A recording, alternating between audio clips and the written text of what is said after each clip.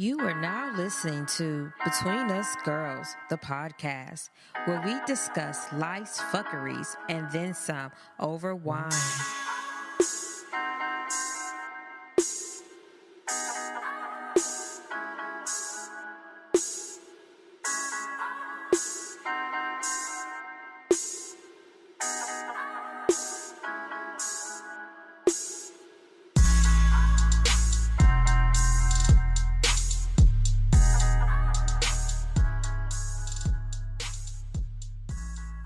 Hey, welcome to our show. This is Michelle. Danielle. And Sharonda. Just kidding. She's not here. It's just going to be the two of us this episode. She is busy. And this is Between Us Girls, right? Between Us Girls. Yo. Get between us. Get between us. Get between us. Thank you, Danielle. You're welcome. My song is catching on. It is. I feel it. I'm like, you know what? You feel it in your spirit? That shit gonna be worldwide in a minute. As a matter of fact, our show is worldwide.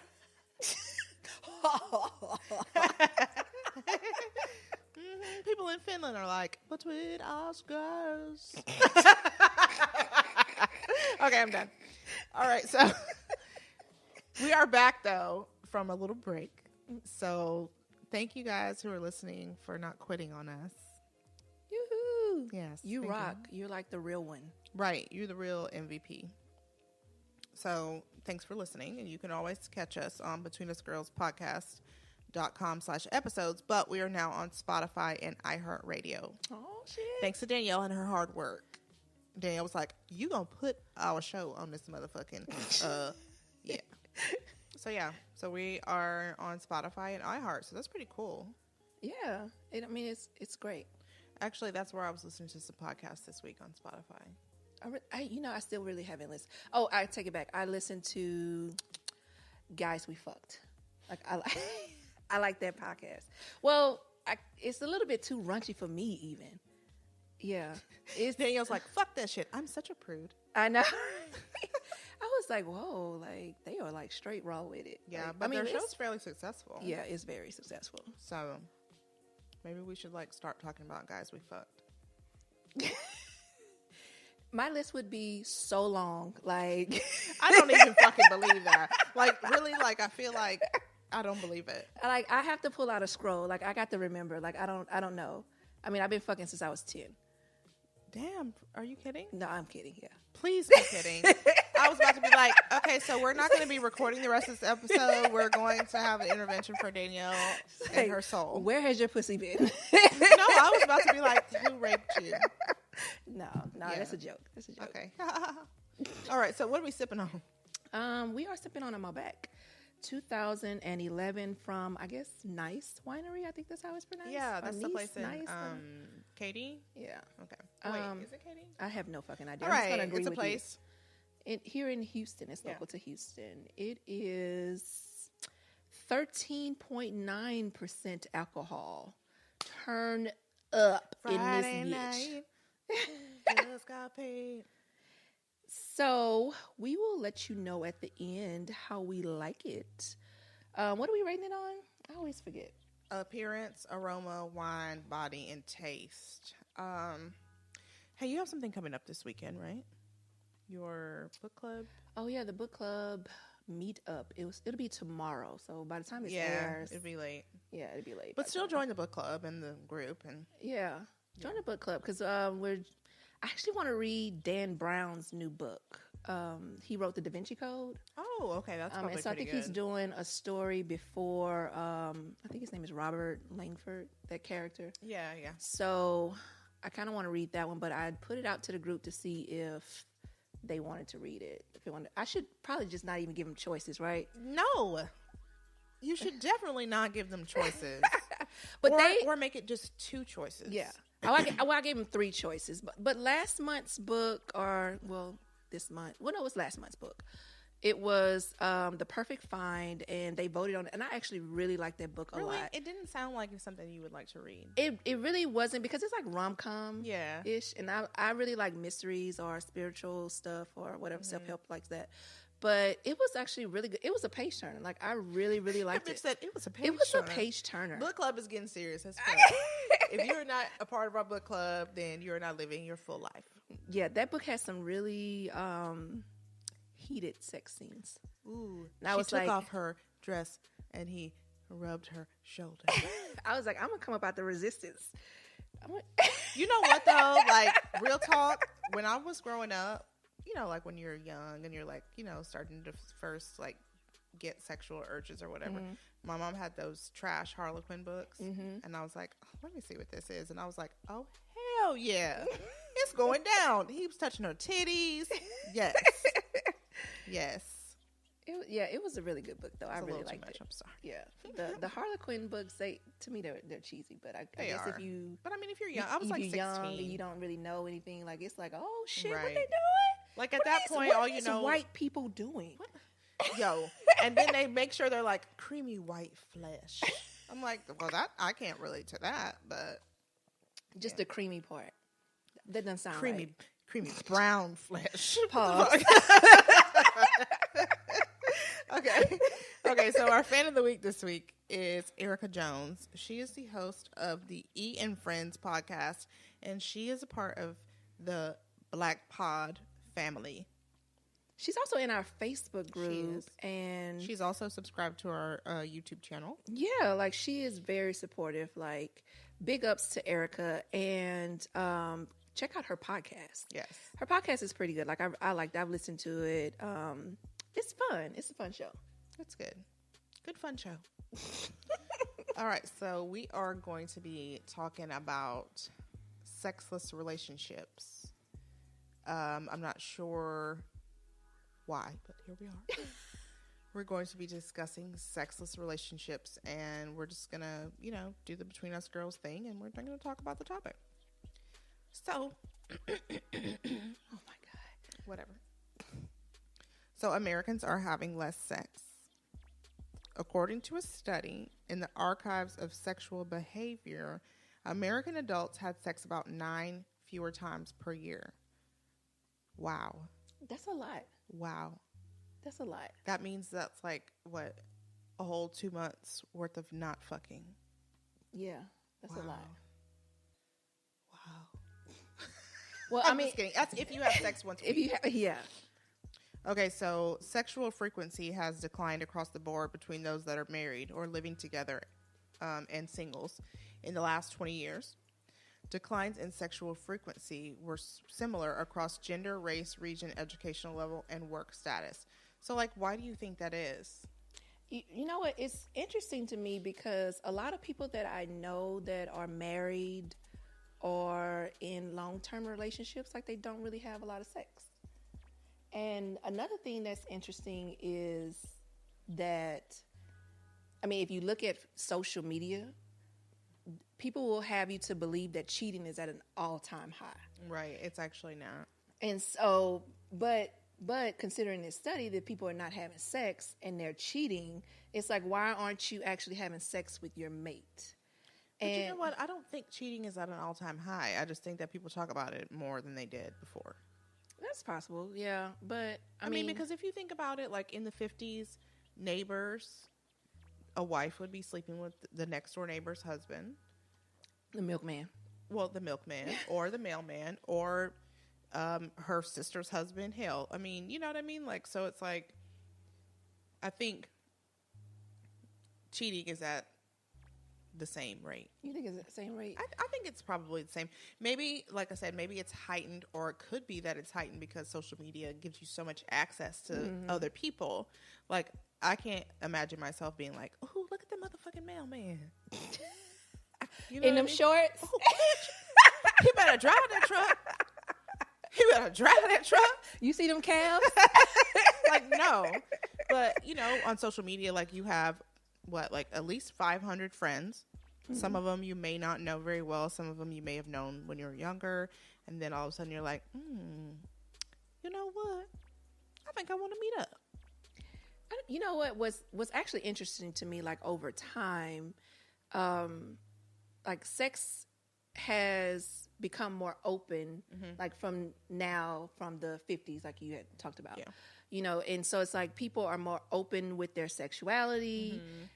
And so it's kind of interesting to me that people would not be having sex as much, considering how open and available it is. Right. Like you have your Tinder apps or your for the gays Grindr apps. Yeah.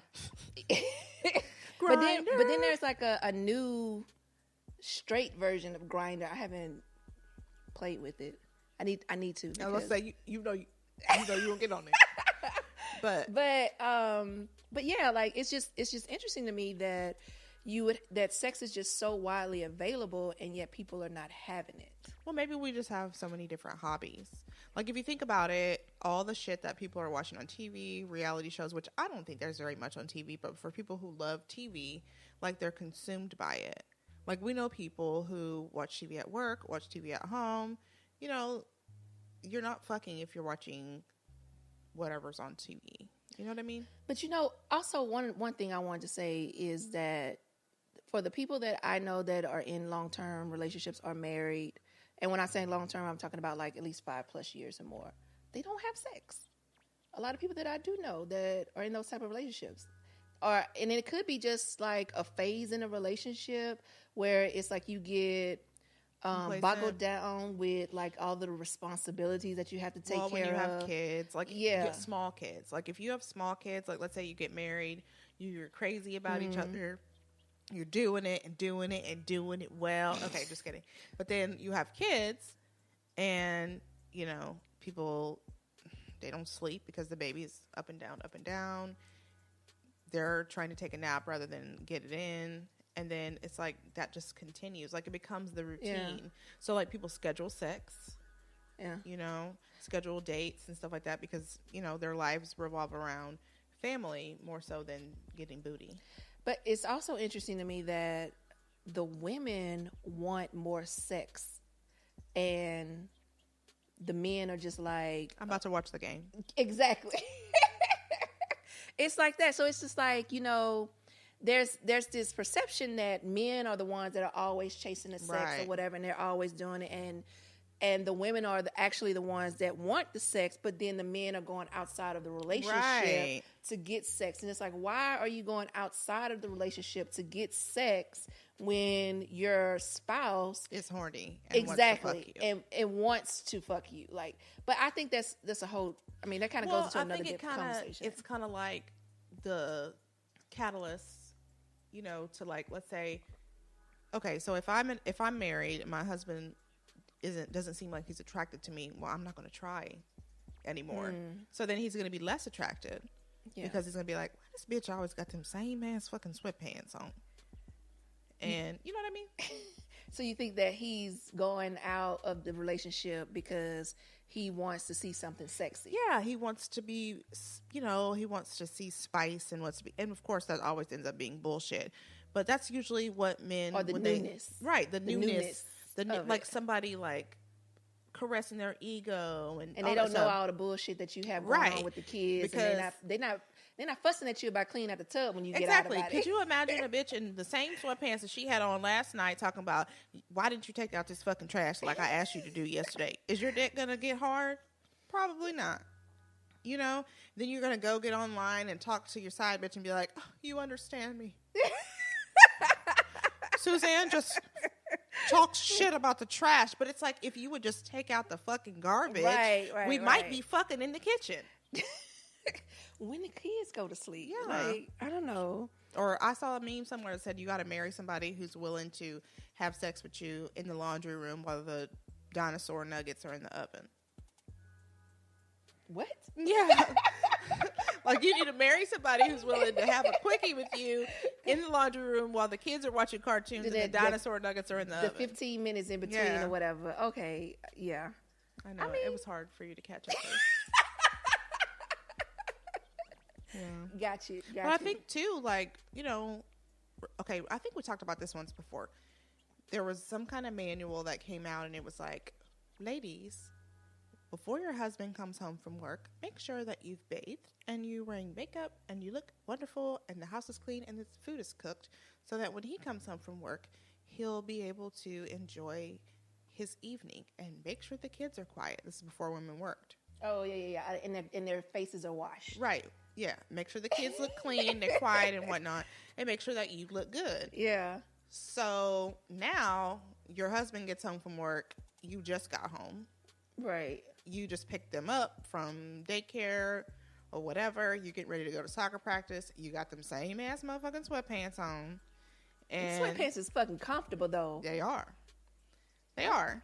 And I mean, it's just like that's less sexy. That femininity, I think that was sexy. Like, I feel like that's expecting just way too much, though. But like, if you don't have to go to work, bitch, what else the fuck you gotta do? Like, I mean, if both of us are working and both of us are taking care of things, and like that's just way too much. I saw something today, actually. Like a guy was like, "Oh, so you want a woman to go to work, but then also cook, but then also go to work, but then also come home and clean?" It's a lot, yeah. You know, because they want us to still do those sexy, homely things. Like, I get irritated. I'm single. I get irritated when I have to come home and cook, bitch. And my I mom get lives irritated with when me. I got to come home and take the trash out, and it's just my son, and I'm like, "See, this is what I'm talking about. I got like, my same ass sweatpants on, talking that shit." It's like I've been at work all day, and then everybody looking at me like, "What we gonna eat?" Fuck. Why y'all the fuck ain't eat no goddamn sandwiches? Like, why the fuck is y'all looking at me like, "What you gonna eat?" Do you not see that bread? Right. Exactly. And then, like, you know, I have to cook, and then that's like a whole hour, right, at least, or whatever, before I can even sit down and relax. So I mean, if I had to do that on top of making sure this man's needs are met, and that my hair is fixed and shit, fuck you. First of all, like, exactly, you gonna take this fucking all day pussy is what you gonna take. You about to get this sweet salted pussy is what you about to get. Like last night we went to the mall, took the kids shopping, and I had like planned I was gonna put these rollers in my hair. I was like, I'm gonna try these rollers out. I'm gonna do that today. Bitch, when I got home, I was like, don't talk to me. I went to work all day. I get up at 4 something. So I go to work, I come home, I take them to the mall. Michaela had a fit, and I was like, you know what? I'm going to bed. It's too much. It's too much. Like you said, he gonna take this all day ponytail.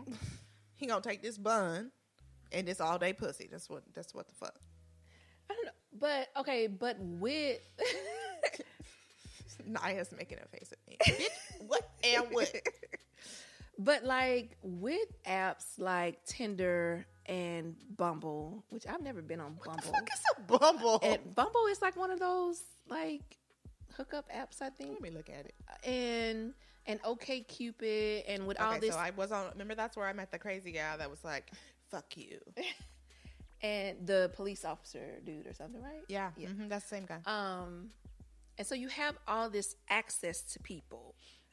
Do you think like because you have so much access to people that you become more picky, and so in that sense you don't have more sex? Girl, most definitely, because you're like, well, I don't have to settle for this because I have 6 bitches in my Bumble inbox right now waiting to get down.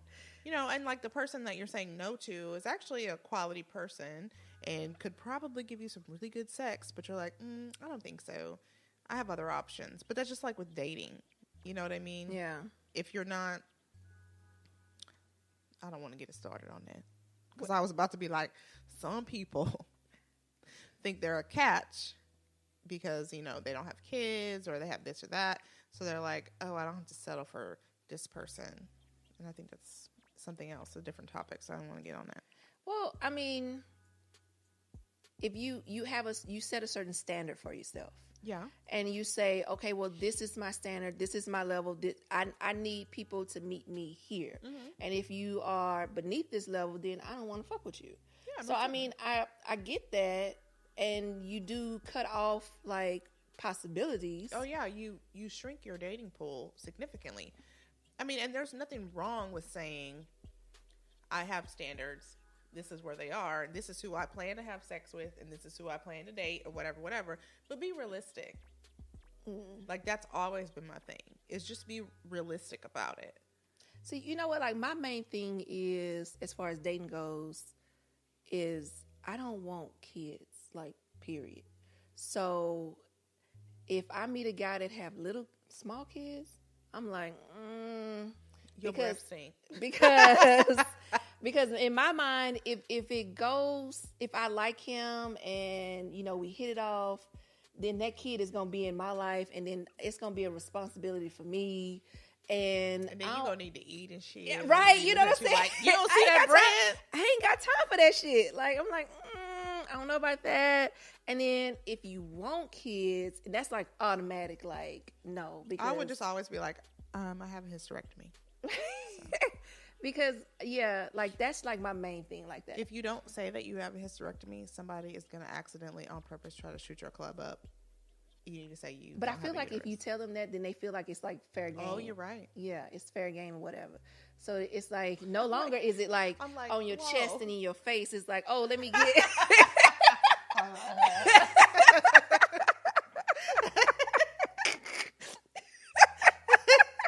Oops! All over your face. I don't want to pull out. I don't want to pull out. So yeah, like they feel like they can go sleep in it. Like, I feel like I just read a Harlequin romance. And then he came. He came with full force. And he exploded onto Jessica's midsection. That's how And she rubbed it in. No, she didn't. They don't do that. Some people in the books be like, oh, Jonathan. She massaged it into her belly. No, she didn't. Because they don't even say where he comes. They're just like he exploded in ecstasy. Like lotion.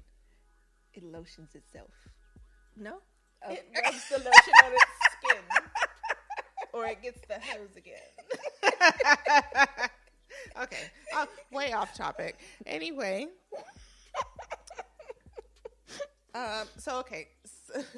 So let's go back to the actual topic. But I think, like, I'm not going to say my parents never had sex, but they probably had less sex than they would have had if, my mom hadn't worked. Because when my mom got home, they both worked in the medical center. Mm-hmm. So that's like 45-minute commute. Plus, my dad came home after my mom. So when he got home, she was already ready to go to bed, and it was like Snoresville. He might wake her up so they could watch The Late Show or something like that, but I don't think any fucking was going on after that. I knew when sex was happening because the door was locked, and I'd be like, "Mommy." Oh God, I've been so traumatized. Like I'm so. Girl, fuck that. Open up the door, let me in. I want my mom. That's so gross. But your mama like, right. I still remember her one time. She was like, "Go away," and I was like, "Why?" And I think I sat outside attention. the door. Yeah. Oh my God, it was like in the middle of the night. I was crying or something, and she was like, "Go away," and I was like, and now I'm like, "Oh, Michaela, get out of here!" But I totally get it. But I think that's probably part of the reason why people aren't having so much sex. I mean, but the thing is it's weird when singles aren't having sex. No, I think the singles aren't having sex because people have so many different choices. So it's like, do I really want to sleep with this person if they're not going to be like in my life? Am I gonna fuck you if you're not gonna be my forever boo? Right. Do I really want to have a soul tie with you? Because there are people that believe I don't believe in that shit, but. So when did sex become less casual? I feel like in the 80s and the 90s, it was cool to kind of. But I think that I think in the 80s and 90s is when there was a change, because in the 70s, that's when everybody was like, fuck this shit. Like, we not going to be bound by all these rules. And that's also when HIV was right. So 80s, 90s, HIV just pops off and everybody like, oh shit, let me close up shop. Yeah. Because all these gay people is getting, and it's going to come it's come for us next. Like, you know what I mean? Like, right. So I think that's probably when it kind of changed to where, at least a shift a little bit. I mean, I still think that people are a little bit promiscuous, I guess. Are you judging? Yes. Did you judge? I mean, I judge myself when I say that. Like, I'm sorry. First of all, we cannot have sex unless we are getting married. So, yeah, I think it sort of shifted in the 80s and 90s when people started to kind of close up shop a little bit. I'll say the 90s more than the 80s. I think, well, late 80s and 90s. Yeah. I mean, now I'm thinking back, I'm like, why nobody told me we wasn't free fucking?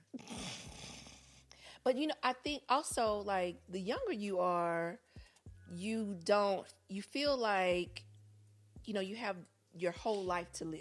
Well, you do. And so at you that point. don't necessarily think of consequences. Most And definitely. you're in your 30s. Like, we're in our 30s now. Yeah. So it's like, okay, well slow down.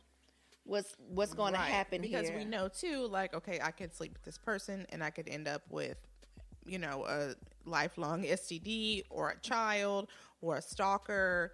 You know what I mean? So I think you're right. Yeah. I think it's like, you know, you're weighing out your options a lot more than you did when you were younger. Yeah. Because, if you had sex with somebody when you were younger, it really didn't necessarily mean anything.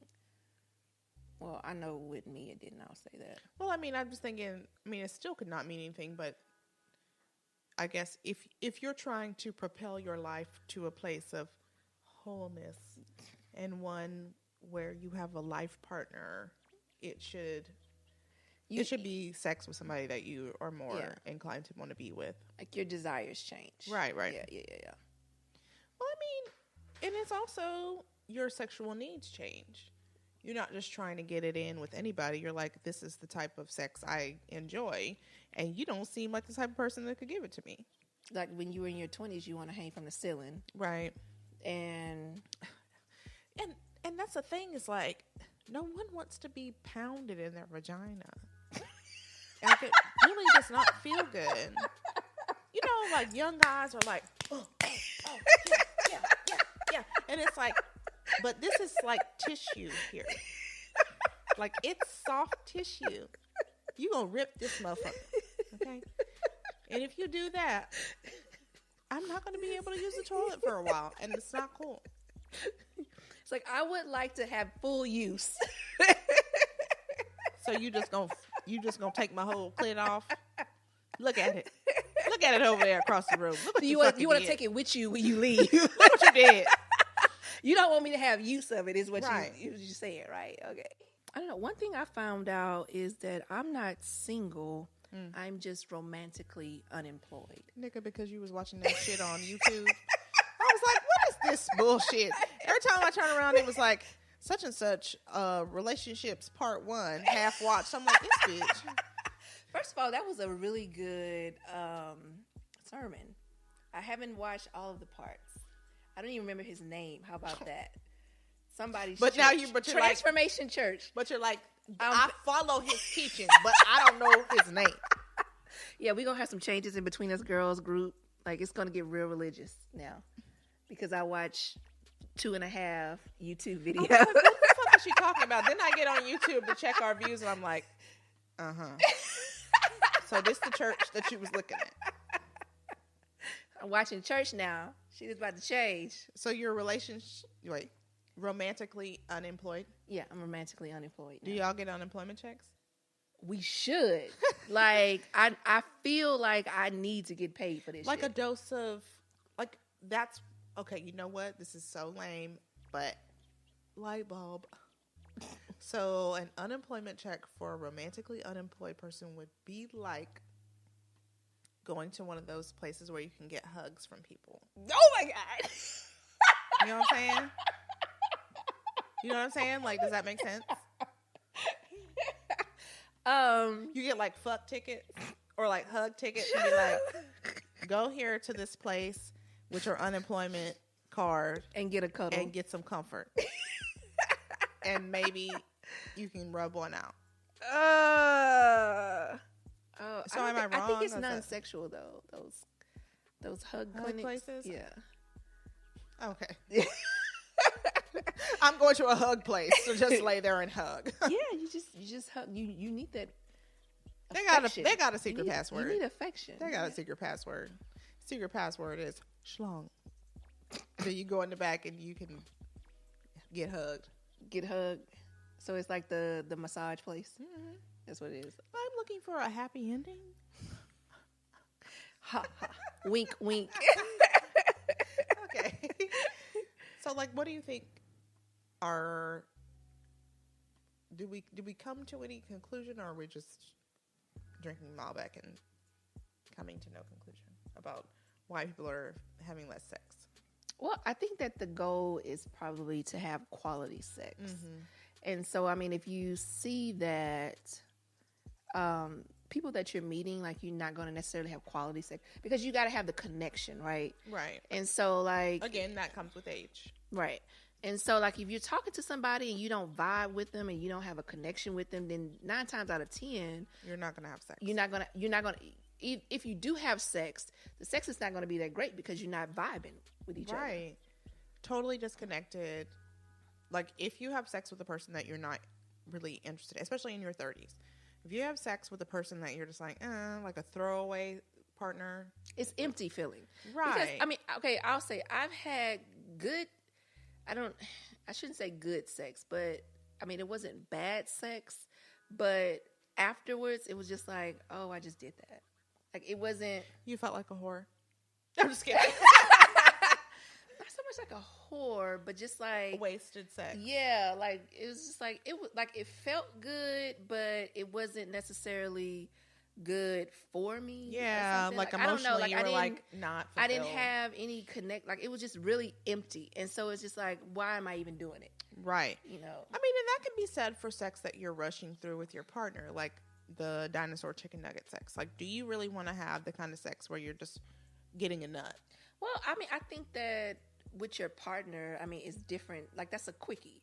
And so that adds like a level of excitement to your relationship. Yeah. So I think that's one of them kids might walk in. Yeah. No, like, that's not sexy though. No, like the possibility of getting caught by one of them kids. Like, and you gonna scar somebody for life. Mommy, you don't know what were you and Daddy doing in the laundry room? We're just wrestling on top of the washing machine, naked. No, just half naked. I was trying to put my pants in the washing machine. So but the thing is that like I always tell Michaela, okay, you can't keep your clothes on. You wear clothes in public and with other people. So if I'm naked, I gotta explain why I have one ass cheek out. You know, like because I'm in the comfort of my home. So she gonna be walking around with one ass cheek. Michaela is logical. You know, Elena does not wear, my niece. She does not wear pants in the house. You know why? Because you don't wear pants in the fucking house. So I asked her one day, I said, God damn. I said, why don't you ever have pants on? She goes, because I'm home. Right. And I was like, you sure right. Like, okay, because I don't have on no damn pants. You sure right. She was just like, I'm at home. Why would I wear pants when I'm at home? Does your mom wear pants? She does wear pants. My mom is like really conservative. Did she wear pants when you were growing up at home? Yeah, my mom never was like free like that. Where did you decide that you just always wanted to be in your underwear? When I decided that it was comfortable.